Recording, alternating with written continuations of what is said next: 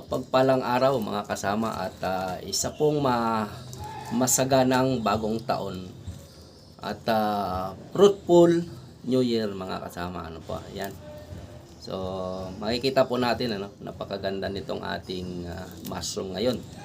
So, dahil po ang klima natin ngayon dito ay maganda at akma dun sa gusto ng ating mushroom So, ito pong ating mushroom ngayon na inaalagaan. Ito po ay pure organic mga kapatid. At wag po tayo mag-alala, malinis na malinis po to, So, dahil gusto ko pong patunayan sa inyo na itong ating mushroom ay malinis, organic, wala po tayong hinahalong mga chemical dito.